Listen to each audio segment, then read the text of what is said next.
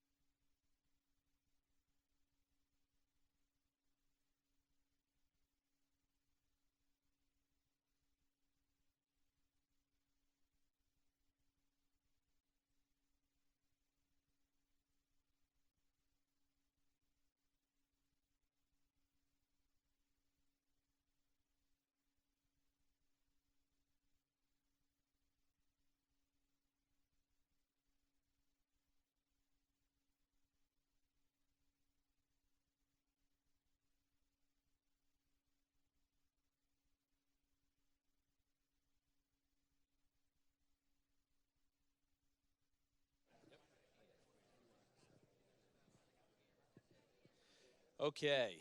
Can everybody hear me? Is this mic on? Okay, so for cardiology today, we're going to talk about, all right. You guys getting the hint? Come to class. All right. Today I wanted to take a little bit of time to talk with you about a few things and introduce you really to one of our icons in the osteopathic profession. We're honored today to have Dr. William Anderson with us. And I'd like to start with a short story. So last year at the House of Delegates for the AOA, that's the place that sets all the policy for you and how healthcare is going to be practiced by osteopaths in the United States. A gentleman walked up to the front desk and he said, "I'm evoking privilege." And that never happened before. I've been going to the AOA for the House of Delegates for a bunch of years. And suddenly we looked up, there were 1,500 people looking up at the stage, and we saw Dr. Anderson sitting there. And he said, "I'm going to evoke privilege. You all know me," and yeah, we did. Everybody knew him. And he said, "But what you might not know is I'm the oldest living member, active member of the House of Delegates." And it made us stop and think. More than 30 years he's been helping shape the policy for what we're doing, for what you're going to do. And he said, "I have something to say." And 1,500 people got quiet. They just sat there. That's power. That's honor. That's respect. So he then used this time to call attention to something and ask for action from the House of Delegates. He talked to doctors, politicians, journalists, media people, everybody that was in the room, for something that he saw was affecting the United States. And he went into a discussion about the cost of medications. Specifically around that time was a discussion about epinephrine and how this was costing lives. And we had to, as the leaders and as the doctors, step up and try to make change. And I think this story actually sums up Dr. Anderson. He saw an opportunity to make change, and he challenged his peers to step up and do that change, to walk into it and challenge what they normally do and think about the next steps. He did the exact same thing in 1960. What you'll hear, what you'll hear over the next hour are names like Martin Luther King Jr., Rosa Parks. You'll hear these names not as symbols, as most people use them, but actually as his friends and people that he worked alongside of.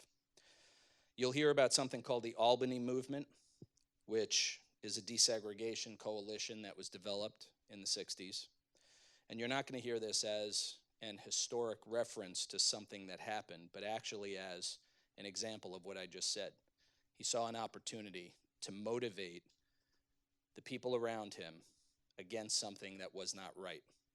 The motivation for this was that both black people and white people in his town were being discriminated against. And so we have now an opportunity to learn from a man who put together who helped set the tone and helped set the strategy for the civil rights movement.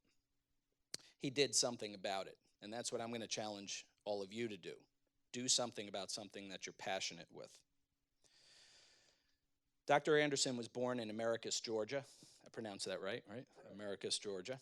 That was in 1927. I know I'm not supposed to give dates, but I think it's very important right now to use that date.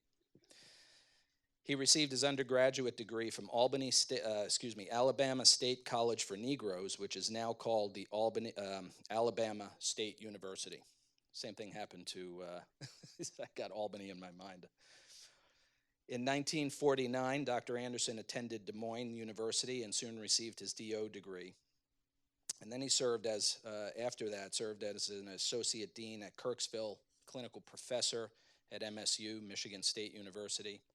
He had responsibilities for developing osteopathic education in a number of different places for students, residents, interns, and even CME for many people who were continuing their practice.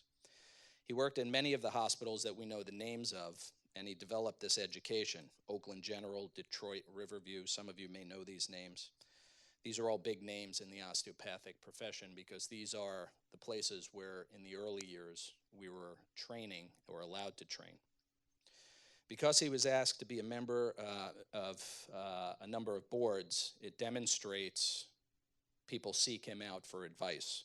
The most recent, I think, was Edward Villa, and he still sits on that board now, I think, to this day. So before we get started, Dr. Anderson, I'd like to say one last thing. There was actually a lecture series named after him at MSU, which is essentially a yearly lecture that's given by Dr. Anderson on the civil rights. This is a huge honor. I'm very glad you guys are in the audience, and I'd like you to please welcome Dr. Bill Anderson.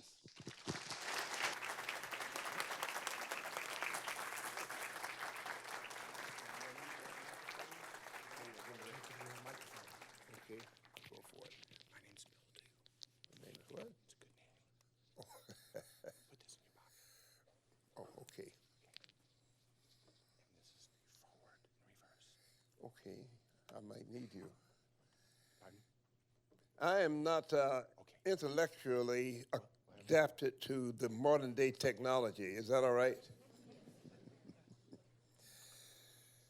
Wow, good morning, all of you. I'm so happy to see you and your smiling faces. That means you are passing all of your classes. And where you might be having some difficulty, just let me know. I know Dr. DeAugustini, I know Dr. O'Connor. I know these people, so I can put in a good word for you if you need it. I'm so happy to be here. It's been a number of years since I visited this campus, and it's nothing like what it was when I was here about 15 or 20 years ago. It was quite different. Matter of fact, even the people here look different.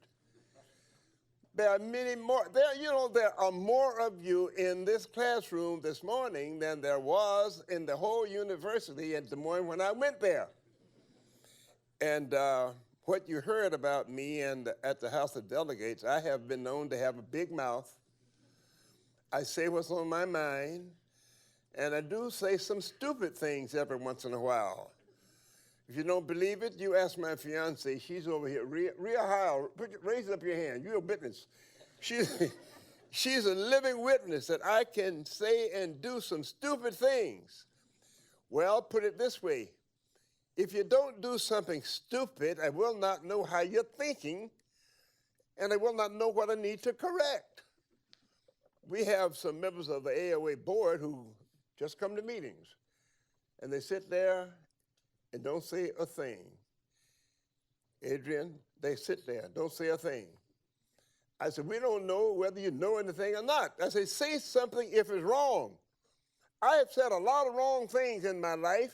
As an example, I graduated from Des Moines University, and what is now Des Moines University, it was something else then, I think, I don't know, ABC. But I graduated from there in 1956, and I dare say, none of you were born by 1956. None of your parents were born by 1956. Few of your grandparents born in 1956. But every time I would tell the story about my graduation, the class size got bigger. You'll notice that. You got 270, 209, how many students? 270 students in the class. By the time you tell the story 20 years later, it's going to be 970. Believe that. That's the way it goes. So anyway, every year I would tell the story about my graduation, and I would say that there were 75 in my class. So it was not until the year before last when I attended the class reunion, and we have a class reunion every 5th year. So I announced that of the 75 was in my class. I said, wait, no, they were not 75, they were 35. 35. But I remember the 35 that was in my class, notwithstanding the fact that the class size grew every year. I would tell the story. But anyway, in 1956, I graduated, and every 5th year now, I go back for class reunion because there were not enough of us to have one every year. I hope you have a class reunion every year. And every year I hope more show up because I hope you have children and grandchildren, and they come here also. But anyway, I would say, I want you all to know that in my class of 75, and she corrected me, no, not 75, it was 35, but we had this class reunion now. And we didn't have enough in any one class to have a reunion of one class. We put the classes of 5-year frame. So every graduate from 51 to 56. Mark, I know Mark Hahn. I've known Mark Hahn since he was a little boy. Well, he's still a little, but I mean, you know what I mean.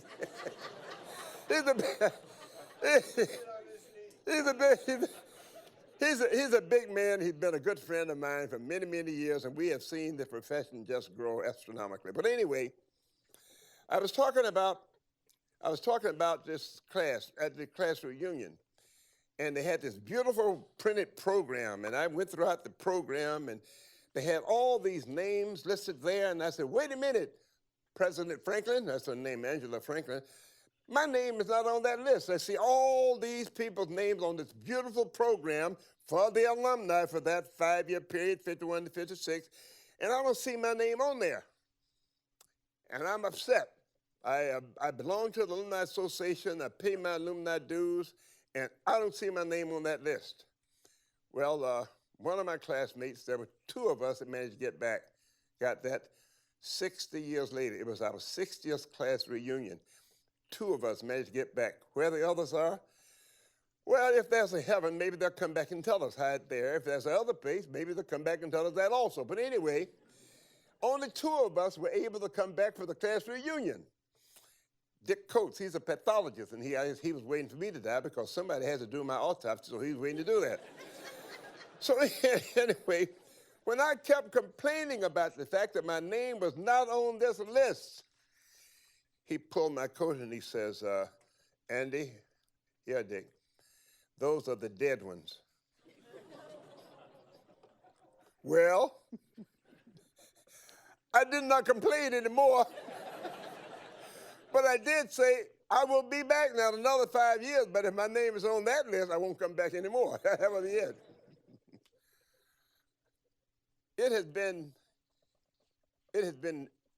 an absolute amazing pleasure for me to have the opportunity not only to become an osteopathic physician coming out of a small town in rural Georgia. Let me see the hands of those of you who are from Georgia. Raise your hand. You're not ashamed of it now. 1, hey, I like you. 2, hey, 2 from Georgia. Come on, any more? 2 from Georgia. Thank you. I want you to know how proud I am. How proud I am of those of us who came from Georgia who have become osteopathic physicians and have become leaders in the profession. I say I came from Americus, Georgia, a little bitty town. There's a county, Plains, is in a county of Sumter County, Georgia. There was a person from Sumter County, Georgia, that is well known, became president of the United States. Does anybody know who that was? Anybody? Oh, who that? You're not a student? All right. Anybody? All right. Yeah, Jimmy Carter. So Jimmy Carter and I are the 2 best-known people from the state of Georgia, Sumter County. We are it. We're it. Is that right? I had a wonderful time as a student. By the time I got to Des Moines as a first-year student, 35 in the class, that grew to 75 by the time I graduated, at least in my mind. But to have the opportunity to become an osteopathic physician in 1956 and go back to Georgia to practice, because guess what? That's where there was a need. There was a need. No, I did my internship in Flint. Anybody here from Michigan? Hey, 1, 2, Michigan. 3. So you know about Flint, Michigan. I did not drink the water. I was there for a couple of years. But I trained in Flint, Michigan, and I got kind of comfortable up there. I'd go into high school, elementary school in rural Georgia. I went to college at Alabama State College for Negroes. At least that's what was on the bus until it crossed the Mason-Dixon line. We painted that for Negroes over with paint.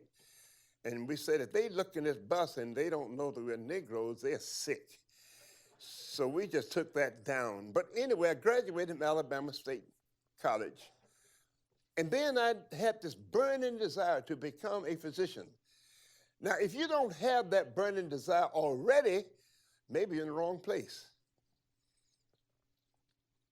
I'll say that again. If you don't have a burning desire to be an osteopathic physician and to be the best that you can be, maybe you made a bad decision. What do you think? You need to maybe go back and start all over. You know, plowing is not the worst thing in the world to do, is it? I didn't like picking cotton and shaking peanuts, but I can tell you, unless you have that burning desire, this can be a most rewarding profession that you can even ever imagine. But then there are things that happen to you if you, after graduation, decide, I'm not going to go where it is easiest to build a practice. I'm going to go where it is maybe more difficult to build a practice because that's where there is the greatest need. You got that? I'm going to say that again. Your decision should not be made on where it is easier, where you can go and practice with your mama or your daddy or your uncle or your cousin and they already have an established practice and all you have to do is go in there and start seeing patients. That's the easy way. It may be more difficult to stop and think, you know where I came from? Rural Kansas, rural Arkansas, rural Oklahoma. That is where there is a need. So I said I might go back to where I'm needed. But having been in Flint for about a year and a half in training, I fell in love with it. I said, I like it up here. Easy way to get into a practice, and the surgical group offered to set me up in practice. And I said, this is where I want to be. And my wife said, no. Any of you men married? 1, 2. Well, we have a psychiatrist outside can check you. No. When I said to my late wife, I'm going to stay up here in Flint and practice, you know what she said? They don't need you in Flint. And then they got a doctor every other block in Flint. They got a big medical hospital in Flint. They don't need you in Flint. Damn. And she said, besides that, when you were a student in Des Moines, you made a promise. You said, if I get my education, I'm going back to where they need me. Write that down, would you? If I get my education. Some of you can say when. You know, hope all of you can say when. When or if I get my education, I'm going back to where they need me. They don't need you, my wife said. They don't need you in Flint. I learned then, if I did not know sooner, whenever I engaged my wife in an argument, I always lost. Now, for those of you who are married, men, listen to me. Women don't need to hear this. But if you got a good wife, you better listen here. And she will almost always give you good advice. Now, my wife died about 10 years ago, but I have a fiancée over here, and she's just like my wife. I better listen to her because she says, if you don't do what I say, you ain't going to get nothing. I mean, nothing. You understand that? All right, so.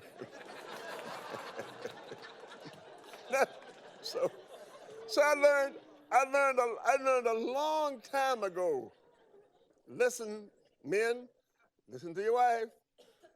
Listen to your girlfriends. Listen to your fiancé. More than not, they will give you good advice. So I said, damn. Never should have made that promise. It was in a weak moment when I promised to stay in Flint. I never should have made that promise.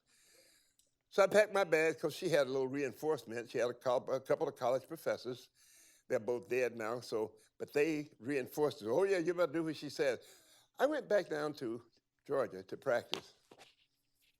That was fortuitous. Now, mind you, some of you may or may not believe there are things that are destined to happen to you, for you, about you for which you have no control over. You understand what I'm talking about?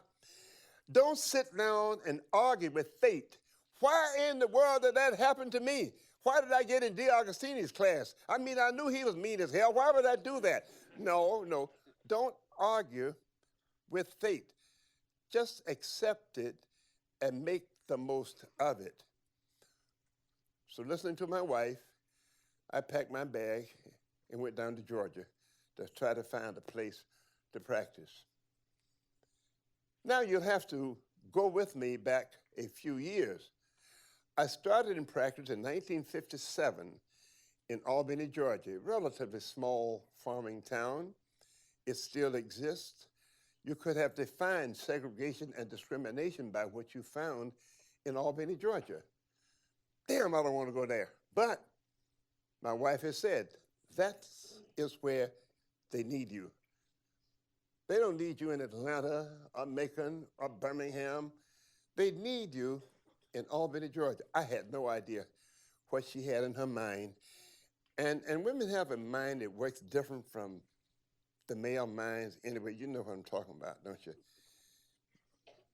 I think she had a way of communicating with the future that I could never have gotten here. Fortuitous. When I got down to Albany, I had a good practice, mind you. I practiced upstairs because most doctors had their offices upstairs. Mine was upstairs over a pool hall and a liquor store. You got that? If business wasn't too good, I'd go down and shoot a game of pool and go and get a drink. You know what I mean? So, but my office literally filled up the first day I got there. So I take my lunch break, I run downstairs and shoot a game of pool, take a drink of liquor, and go back upstairs and see some more patients. I was seeing 100 patients a day. You could not have had a better practice. The people fell in love with me, not because there was a need, but they soon discovered that I became a part of the community, not aloof, not apart from the community. I became a part of the community. For then, 1957, 1958, there were a group of students. Students would be your leaders. You, students, would be our leaders. One of you one day would be the president of this university. Mark Hahn, a good friend of mine, but he's not going to be here forever. You know that. One of you become president here. So down in Albany, Georgia, a great practice, but the students started a voter registration project. Voter registration because black people could not register and vote in the South when I went there. I saw the students leading people downtown to try to register and vote, and they were rebuffed, they were refused, they were turned back, they would not let them register. And I was sitting up there in the comfort of my office, $3 for an office visit, and $5 for a house call. You know what a house call is, house call? Huh? You've seen that, Dr. Grandpa? I don't think you'll see it much anymore. But I was getting $5 for $3 for office visit, and $5 for house call. So I got out there with the students and joined the students in their demonstration against a practice that was evil, it was vile, it was illegal. That simple thing of registration to vote. Now, I'm going to get to the real bottom of this in a minute. Don't leave me here. Stay with me. I went and joined them. What did they have to do with the practice of medicine? Everything. Because the patients soon learned that I cared as much about their civil rights, about their social rights, about their educational rights, about their gender rights, about their religious rights. I cared as much about those as I cared about that $3 that I might get for an office visit. When they came to the realization, this doctor is not aloof. He's not just here to take care of my ingrown toenail, or he's not here just for that $3. He wants us to have equal rights, equal opportunity in everything. And wow, when I said, we're going to jail, 1,000 people followed me. I don't know a damn thing about going to jail. Here, people, I didn't know anything about going to jail. I thought you had to be doing something really bad to go to jail. No, I learned soon. All you had to do down there was just walk down the street with a piece of paper and you'll go to jail. I joined them. I went to jail with them. Well, it's not fair to say I took the lead because it was my wife again, my sainted wife. I'm going to get to this pretty soon, cultural definition. I am. Well, now wait a minute. How long do I have? Huh? Well, as long as I want? Okay, thank you. He said, as long as I want. If you get tired, just leave. I'll talk about you as you leave. So I went out there and joined in with them. So I went back home to talk to my wife, and I had 2 or 3 children then. And I said to my wife and my children, especially my children, before this is all over, it is very likely I will be in jail. But I want you, my children, to know, they're 4, 5, 7 years old, maybe 8. I said, I want you to know that I'm going to jail not because I'm a criminal. I'm going to jail because I want to stand up for something that's right. These people are denied the right to vote. They are citizens. They pay taxes. They are property owners. They contribute to the economy. They go to church every Sunday. And they cannot register and vote. And I'm going out there and join them. So I told my children, this was on a Monday morning, before this is over, we were having breakfast, family breakfast. I will not ask you if you have experienced family breakfast where your mother and your father, your brothers and sisters all gather around the table, eat together. You have, all right, that's passé. You don't do that anymore. You get up a cup of coffee and run out the door. But anyway, I said to them, before this is over, it is very likely that I'll be in jail. But it will not be because I'm a criminal. I have not been in a fight. I have not killed anybody. I have not been drunk in the streets like some of you. But I have not any of those things. But I'm doing this because I want you to have the right to register and vote. So that morning, Monday morning, there were a group of people waiting to be led to jail. Mind you, 3 people in your communities that are highly respected. No matter what they have done or will do, you respect them because of who they are, what they purport to be. They are your minister, they are your teacher, and they are your doctor. Write that down. No, not you. Write that. No, not you. Remember that. The fact that you are a doctor means immediately people will respect you. Did you know that? Did anybody here know that? Huh? The fact that you carry the title of a physician, people will automatically respect you. You're going to be the worst bum in the world. But don't prove them to be right on that. So, but what I'm saying is, I was a doctor. I was taking care of them. They trusted me. They respected me because I was a physician. And I got out there and marched with them. So when I said, let's go to jail, they all went in behind me. 500 or 600 of them went to jail that day. Well, I got there in jail and said, oh, now what the hell do you do next? You cannot always plan in advance, you know, how you're going to get out of this situation. What the hell am I going to do next? Well, I did not know. While I'm planning, my wife was already leading another group off to jail because the wife of a doctor, the wife of a minister, or at least one of his wives, and the wife, I said one of his wife. The wife. Well, anyway, you know what I mean. The wives or husbands of the preacher, the doctor, what did I say, preacher, doctor, teacher. She was leading a group downtown also. Well, my group did not get arrested, so I told her, well, you take your group on around town. They're not going to arrest anybody today. And she did. When I got to my office, I got a phone call. Guess what? Your wife is in jail. Okay. Well, it's one thing for me to explain to my children why I might go to jail for what I'm doing. It was another thing for me to explain to my children why my wife went to jail and I was not in jail. That was even more difficult. I'm getting there now. I'm getting to this. Give me the high sign when I come within an hour here.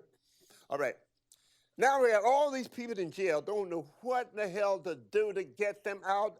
And it's fun going to jail. It's not that much fun staying in jail here. I'm going to say that again. It is. It's fun. It's fun going to jail. It's hell staying in jail. And they would crowd, they put 10 or 15 of us into a jail cell that maybe was designed for 3 or 4 people. So jail was not fun once you got in there. But anyway, I had no idea how I was going to get these people out of jail. What does that have to do with the practice of medicine? I told you, I'm going to say it again. These people soon began to realize that this doctor, you, care as much about my civil rights, my social rights, my religious rights, my cultural rights, my sexual orientation. They care as much about those things as they care about that $3 that I might pay him on Saturday, or the $5 if he comes out to my house in the middle of the night. He cares more about me. That has been a distinguishing feature of osteopathic physicians for centuries. Is that right, Mark? Yes, sir. And we have never been afraid to touch a patient. You don't think much of that, do you? Putting your hands on the patient. There were doctors who did not want to touch a patient. We touched them. We went to jail with them. We went to church with them. We went to the mosque with them. We did not discriminate against people because of their religion, their culture, their family heritage. We did not discriminate against them. We embraced people. So anyway, I've got all these people in jail, and I don't know what to do. But then I remembered. And I'm going to say this up front, and I'm going to say it at the end. Make friends where and when you can. I don't know how well you know the person that is next to you. I do not know that, or the person that's in front of you and back of you. But make friends where and when you can. So here I was facing down thousands of people who were in jail, and they blamed me because I said, we're going to jail. And they went with me. But then I remembered I had married this lady when we were in college. Second year of college. I was the third year. She was the second year, Fort Valley State.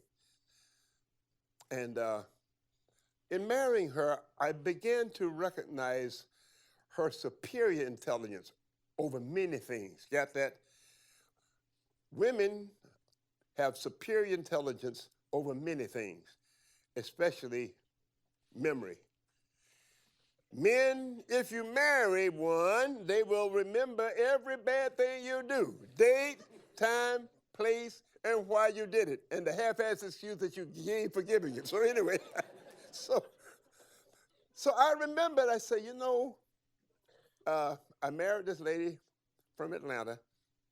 Her brother was the best friend of another student in high school by the name of Martin Luther King Jr. Martin Luther King Jr. and I would meet up at my mother-in-law's home where he and my brother-in-law would practice preaching. Any of you got any preachers in your family? You got one? Hey, well, all right. Have you ever been around when they're practicing? I know the Lord. And he's saying, well, no, you listen to a lot of that, it sounds like fingernails on a chalkboard. I mean, and so I said it one time to Martin Luther King Jr., why don't you just shut up?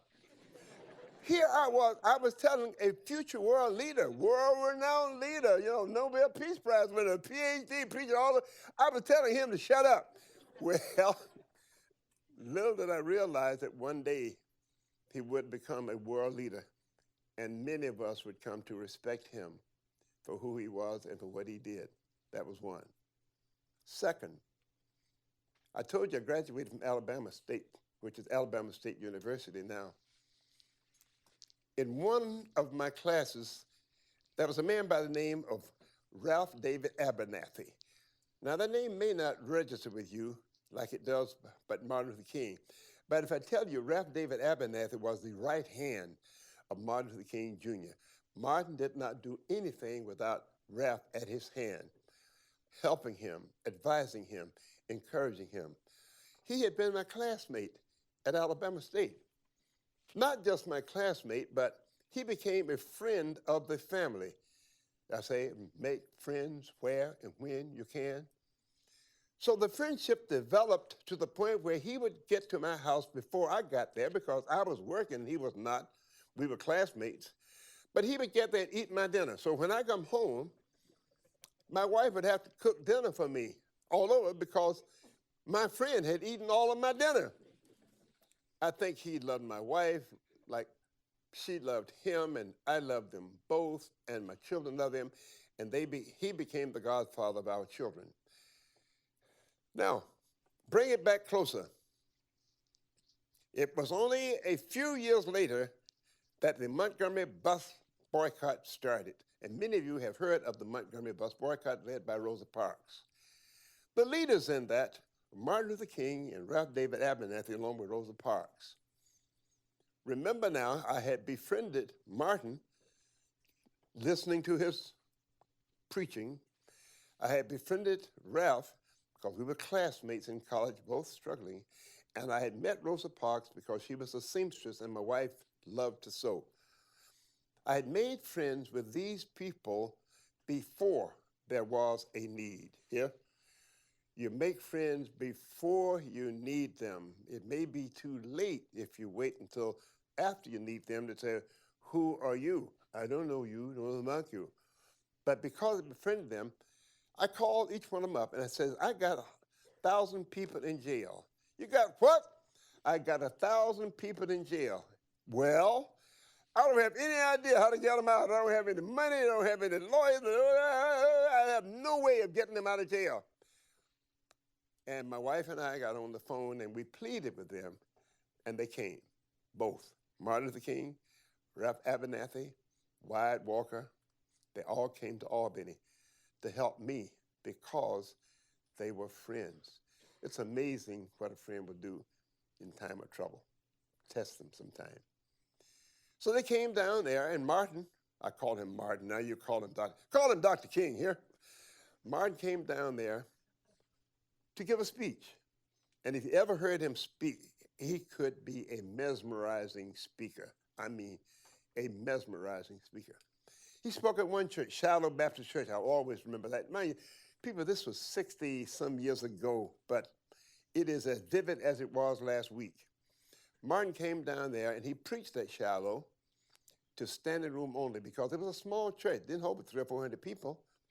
Small churches in Albany, Georgia, and across the street was another small church, Mount Zion Baptist Church. That incidentally is now a museum. It is a museum. If you ever get to Albany, go to the Albany Civil Rights Museum, it's called an institute.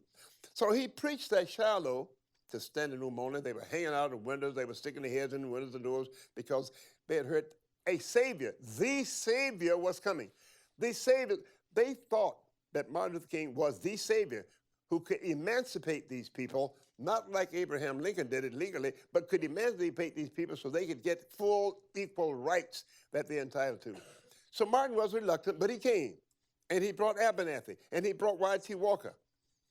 Martin preached at Shiloh, and when he got done, I said, Martin, you got to go across the street.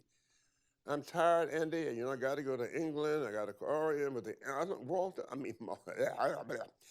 You got to understand that these people have been waiting for you for 100 years.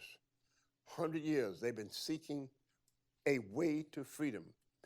They knew that there was no way for them to get these rights that they were deserved by violence. Violence was not the answer. You could not kill your way out of this. It has to be a better way.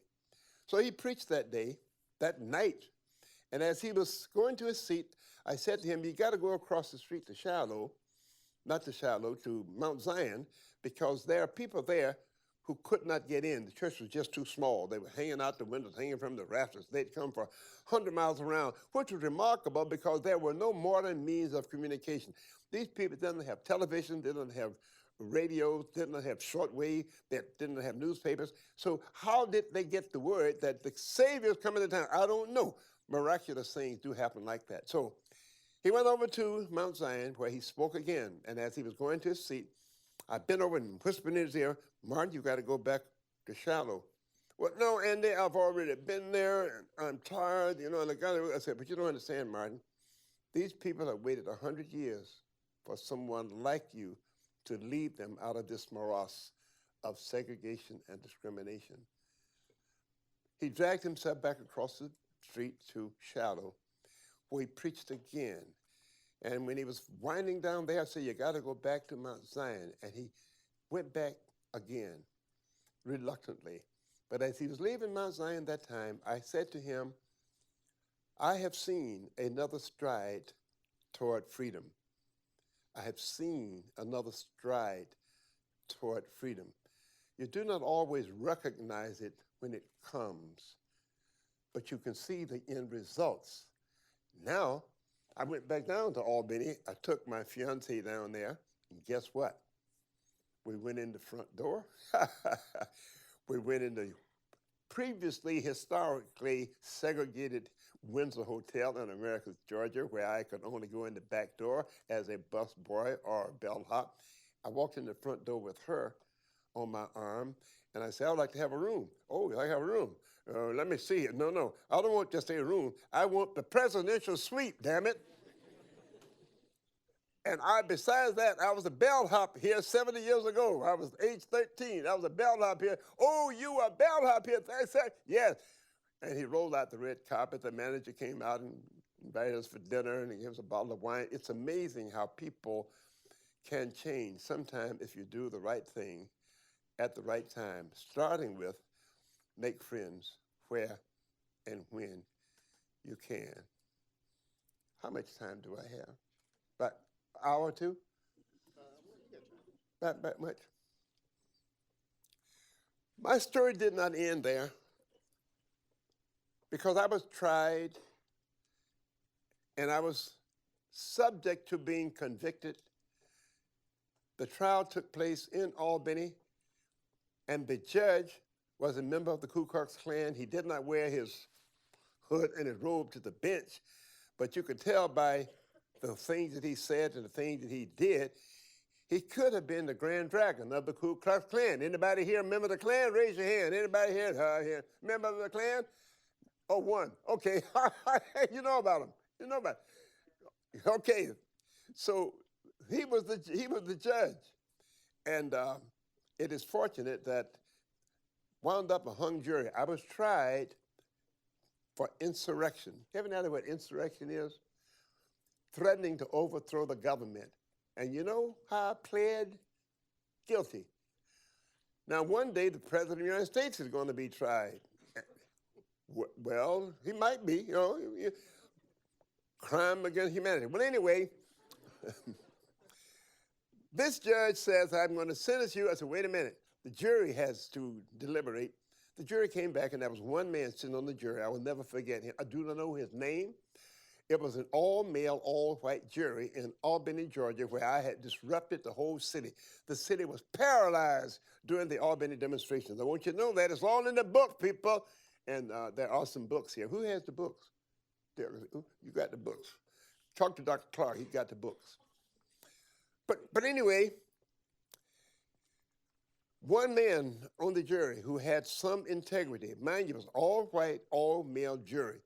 But one person, because it had to be unanimous for me to go away for 20 years in hard labor and a federal penitentiary, had to be unanimous. One man hung the jury. So the case then had to be transferred. Well, it didn't have to be, but Bobby Kennedy directed the Attorney General and the United States Attorney to transfer the case to Detroit. So the case was transferred to Detroit, where I was to be tried again. Well, now I thought I had a fairly good chance, because now I'm up in Detroit, and there are more liberals in Detroit, white and black, so I thought I had a pretty good chance up there. So I went down to talk to the judge, first it was the lawyer who was to recommend me, and he says, I want you to meet the judge. What the hell do you mean, meet the judge? You can't do that. So he took me out his back door, across an alley, and in the back door of a judge, a federal district court judge who happened to be black. And he knew all about my case, and I tried to explain to him what happened here. I don't need to hear anything from you. My wife's cousin was in jail with you, and he wrote an account of everything that happened there. I know all about it. Whew, sigh of relief now. I got a friendly judge. Until the next day in court, that judge was not sitting on the bench. It was the chief judge, Theo Levin. He's dead now, so I can call his name, Theo Levin. The case was presented. And the judge said, after about 5 minutes of that presentation, I'm ready to announce sentence. I said, wait a minute, Judge, Your Honor, I have not said anything. Sit down and shut up. I've heard all I want to hear about this case. That scared the hell out of me. If you're in a federal court and the judge tells you to sit down and shut up, you know what you should do? Sit down and shut up. That's what he said, I'm ready to pronounce sentence. I'm going to sentence you to 20 years in a federal penitentiary at hard labor. 20 years, federal penitentiary at hard labor. Now, for those of you who do not believe in life, death, and the resurrection, listen to me, people. When you are sentenced to 20 years in a federal penitentiary at hard labor, you die. Your life is over. Did you know that? That's when I died. I want to talk about this head after a while. I died. But then he took a long breath and he said, however, that word should be engraved in every monument in the country. However, I'm going to suspend that sentence and place you on probation for 1 year without supervision. I came back to life. Life, death, and the resurrection. Because I had done the right thing. I had not done anything wrong. Yes, I was guilty of disrupting a city. Yes, I was guilty of stopping a segregation system and discriminating system. Yes, I was guilty of making sure that people had the right to vote and not being denied the right to vote. Yes, I was guilty of all those things. But, he said, none of those things are illegal or immoral or unethical. They are legal. I will suspend your sentence and place you on probation. Try not to get in trouble again. And I didn't. That was a life that I led, not as just an osteopathic physician interested in taking care of sick people, but as a person, a titular head of a movement that was interested in taking care of the whole person, all about that person, so that they would get those inalienable rights, life, liberty, and the pursuit of happiness. There are those who will try to turn that back, turn the clock back 100 years. But it's people like you who will not let that happen. You will stand up for what is right. Now, I don't know whether I have time to talk more about culture. Do I? Or my time is up? How many? I'm going to take a few questions. All right, and I'll come back to talk about some of these other things. I'm going to stop there and see if there are any questions. You have, oh, my hat. And she made me wear this hat, by the way. Matter of fact, I gave her an argument, but when I started it, I knew I was going to lose it. Because she had given me one before, and I lost it. So she got another one, and I heard her badgering somebody on the phone, and said, I got to have it here by Veterans Day. It must be in my house. And they got it there, too. They knew better. They got it there because they did not want her vengeance on them. She had destroyed them. So, yes, I'm a World War II veteran. I was in World War II as a volunteer, mind you. And that's why I have a sensitivity to the volunteers. People volunteer for different reasons. Can I say I was patriotic? Yes. I was 15 when I tried to get in the Army, and I could not get in. I was too young. By the time I was 16, I was trying to get in again, and I couldn't get in unless my mother would sign. So as I was approaching 17, my mother finally said to my father, that fool is going to get in the military one way or the other. Well, although I was in a segregated society, being discriminated against, denied these civil rights, but this was still my home. As bad as it was, Dr. Clark, this was still my home. It was still my home. What are you protecting? This is my home, as bad as it may be, people. If you don't like your home, make your home better. Don't leave it. Got that? If you don't like your home, it's up to you. You can be the leaders who can make it better. Well, at my young age, 16, my mother finally consented. I was to be 17 in a couple of months, and she let me go into the military. I chose the Navy because I did not want to crawl around on my belly under gunfire as I saw some in the Army doing.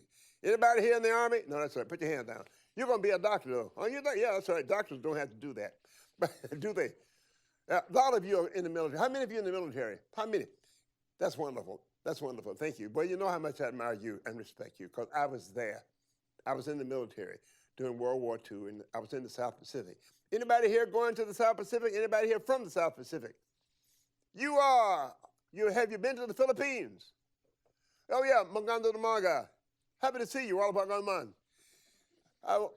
So anyway, I'm saying that those of you who have volunteered to get into the military as a physician, I want to commend you.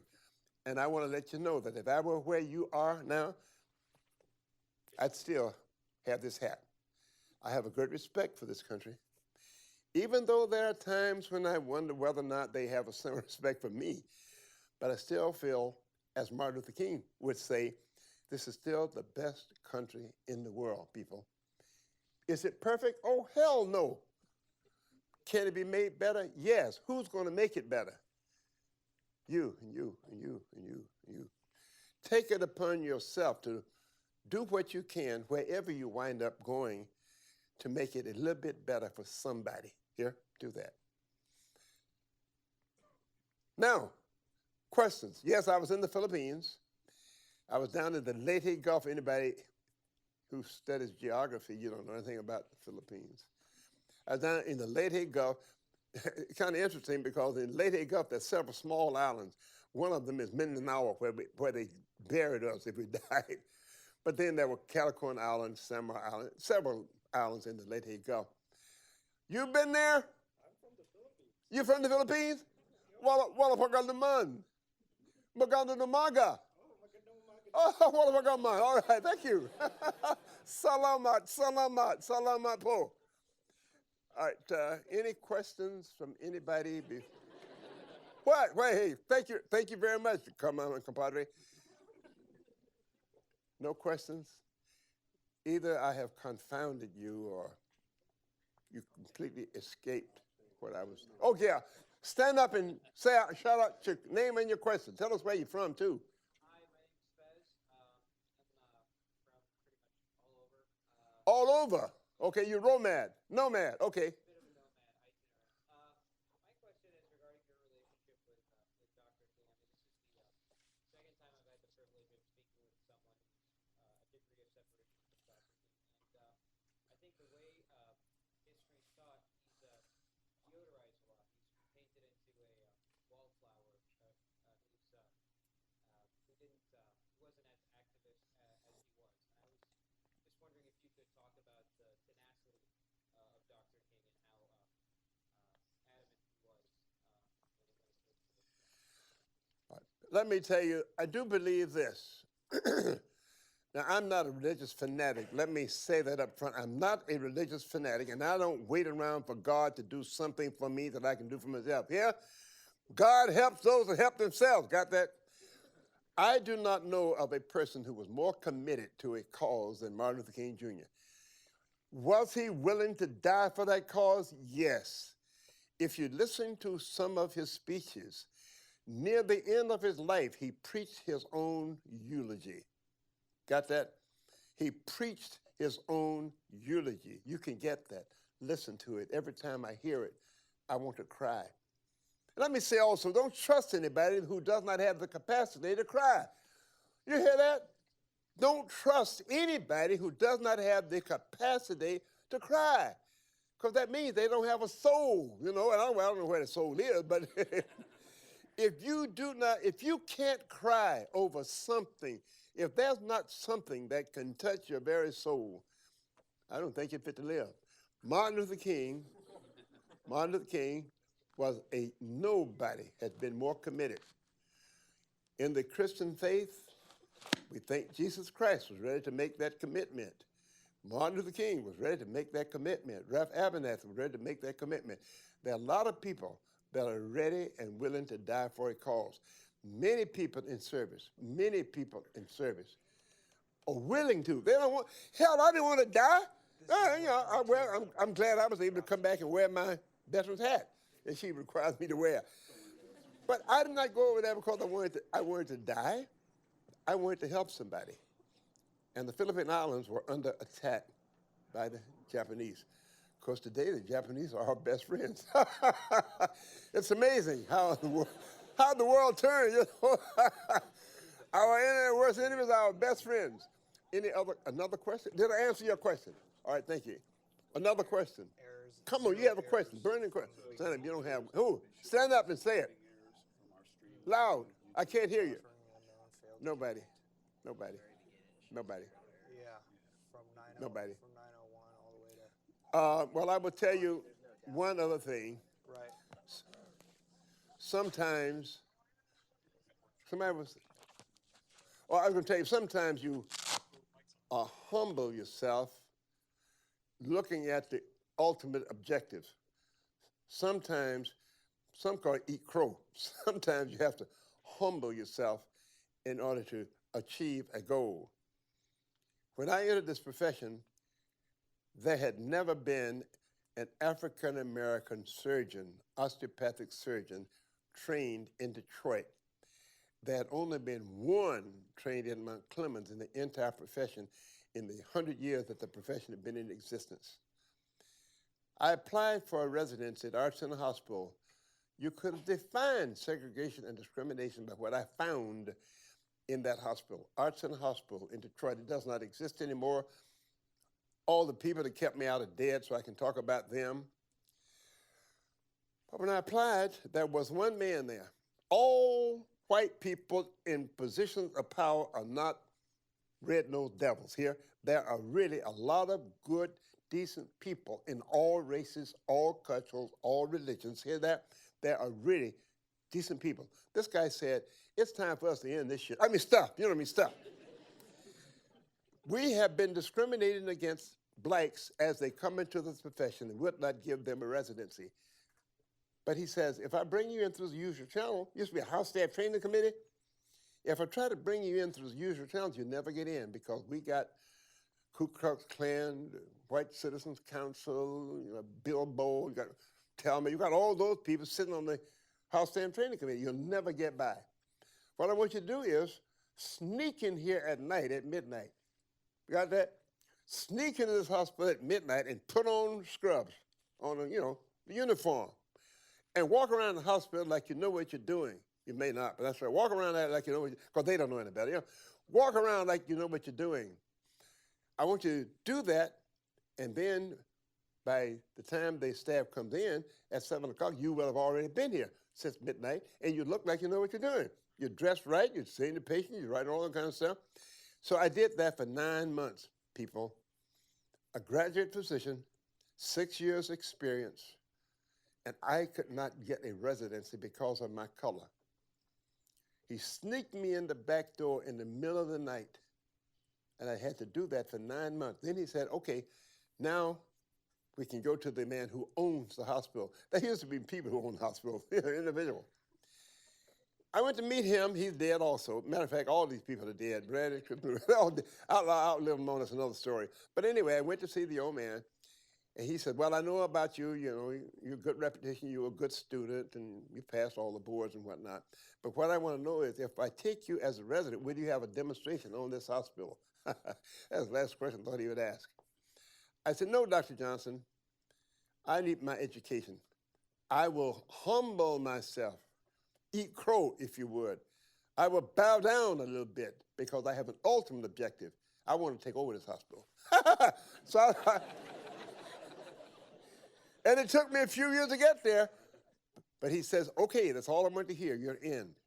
I became a resident, the chief resident, the chair of the department, and the chairman of the board of the hospital. Got that? Sometimes you have to humble yourself. If you have a goal in mind, and that's the only way you can get there. Are you willing to do that? Make a sacrifice for the ultimate goal. I want to get there. So now I can set the policy. I can guarantee you this. No black, no Hispanic, no Jew, no muscle was ever turned down again when I got in position of power here. I had to humble myself to get to where I could do that. I could do that. There have not been any women surgeons in the profession either before I took Connie Cashin. I'm so proud of Connie. Connie is the program director at a big surgical program in Toledo now. There were no women, female surgeons in the profession. I'm talking about when I started 60 years ago. And now women are taking over. Are any other questions? What? A hole in my head. She wants to tell you about, he also does stupid things.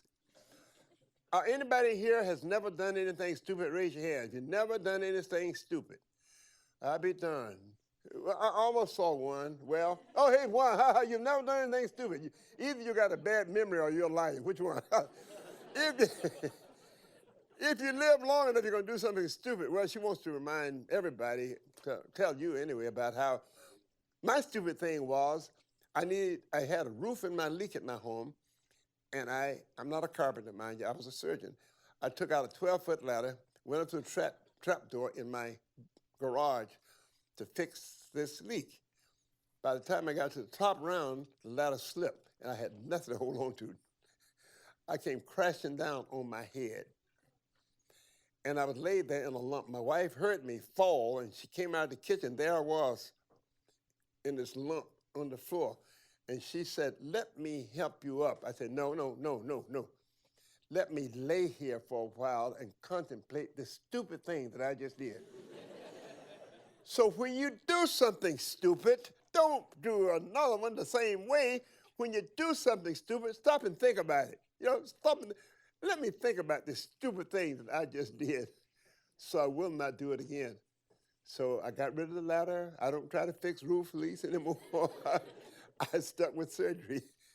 It happens. Mind you, if you think you're going to get through life and not do something and look back and say, that was stupid, you're not normal here. You're going to do some things that, in retrospect, I should not have done that. Consider that a learning experience. But if you do the same thing over and over again and expect a different result, what is that? That is stupidity. That is. I think I'm done. Am I? Oh, come on. That's okay, great. I think I'm done. Thank you very much. All right. Well, thank you very much. Okay. That was awesome. All right. That was awesome. Thanks. Thank you, everybody, for coming. Dr. Anderson.